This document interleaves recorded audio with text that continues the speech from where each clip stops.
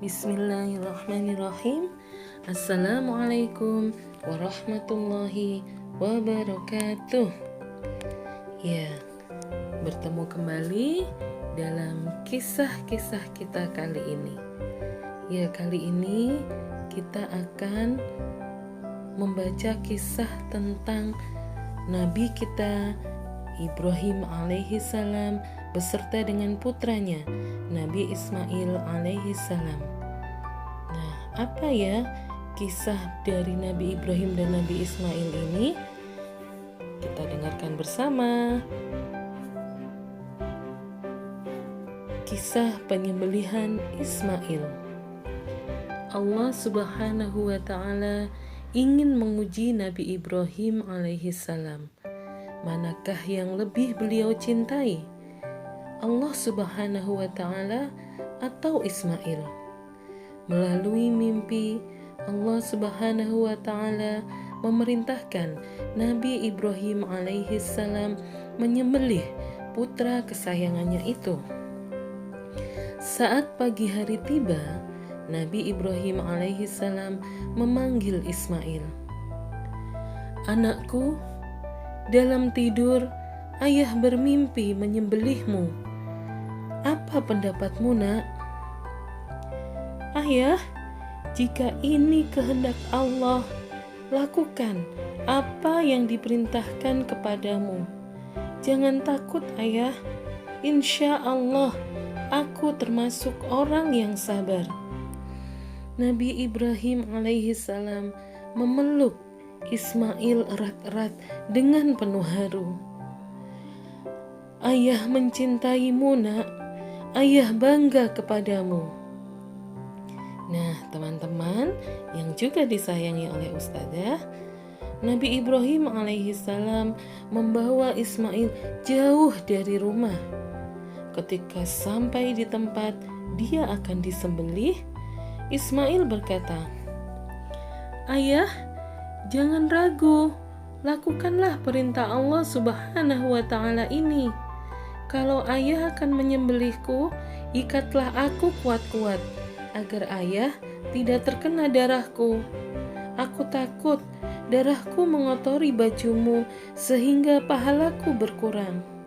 Ayah, jangan ragu jika melihat aku gelisah. Karena itu, tajamkanlah parang ayah agar dapat memotongku sekaligus. Telungkupkanlah wajahku. Ayah, jangan dimiringkan. Aku khawatir ayah bisa melihat wajahku dan merasa iba sehingga ayah jadi ragu melaksanakan perintah Allah. Kalau ayah merasa bajuku dapat menghibur ibu, berikanlah baju ini kepada ibu, ayah." "Anakku," bisik Nabi Ibrahim alaihi salam, "ketabahanmu menguatkan ketabahan ayah."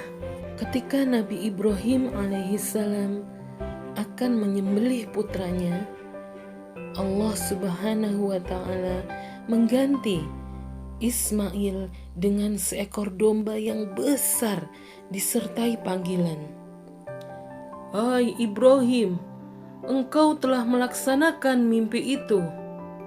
Nabi Ibrahim alaihi salam dan Ismail bersujud penuh syukur. Mereka telah membuktikan bahwa mereka amat mencintai Allah Subhanahu wa taala melebihi segalanya. Nah, dari sini teman, kita bisa melihat bahwa begitu taatnya Nabi Ibrahim dan Nabi Ismail yang memenuhi perintah Allah. Padahal perintah itu bukan perintah yang sesungguhnya. Allah hanya ingin menguji keimanan Nabi Ibrahim. Apakah Nabi Ibrahim lebih sayang kepada putranya Ismail yang sudah lama ditunggu-tunggu? Ataukah Nabi Ibrahim lebih taat kepada Allah Subhanahu wa taala yang telah memberikan putra kepada beliau? Allah juga ingin menguji Nabi Ismail. apakah Nabi Ismail termasuk orang yang sabar atau bukan. Karena kalau Nabi Ismail bukan termasuk orang yang sabar, tentu Nabi Ismail akan marah karena akan disembelih oleh ayahnya. Tapi ternyata Nabi Ismail tidak marah, teman. Beliau bukannya marah, justru beliau memberi kekuatan kepada ayahnya kalau memang itu adalah perintah Allah. Tapi meskipun Nabi Ibrahim begitu taat kepada Allah dan Nabi Ismail begitu sabar dengan perintah Allah ini, masih ada yang mengganggu beliau. Siapakah? Ya, yang biasa mengganggu manusia-manusia beriman, yaitu adalah setan. Ya, setan-setan ini selalu membisikkan kepada Nabi Ibrahim dan Nabi Ismail untuk tidak melakukan apa yang diperintahkan Allah tersebut. Mereka mempengaruhi Nabi Ibrahim dan Nabi Ismail dengan bisikan-bisikan agar mereka tidak melakukan apa yang menjadi perintah Allah tersebut. Tapi kemudian melalui malaikat Allah meminta Nabi Ibrahim mengambil batu untuk dilemparkan kepada setan-setan yang terus mengganggu beliau. Makanya sampai saat ini mengambil batu dan dilemparkan itu masih tetap dilaksanakan oleh umat muslim saat ini ketika melaksanakan ibadah haji dan umroh, yaitu yang disebut dengan melempar jumroh. Ya, dengan melempar jumroh ini menggambarkan bahwa kita harus melawan syaitan.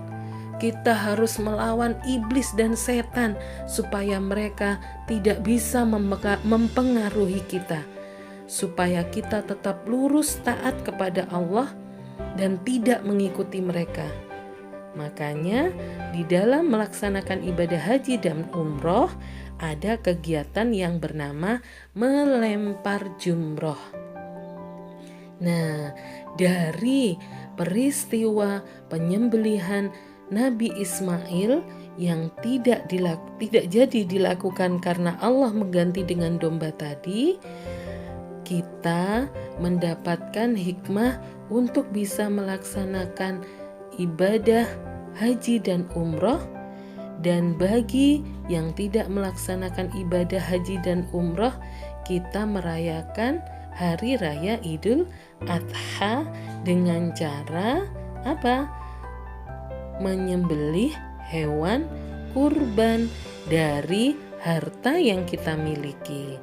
Nah, kalau kita bisa mengumpulkan harta yang kita miliki, kita dianjurkan untuk berkurban agar kita bisa berbagi kepada orang-orang di sekitar kita yang mungkin lebih kurang beruntung daripada kita. Oke, sudahkah kita berkurban?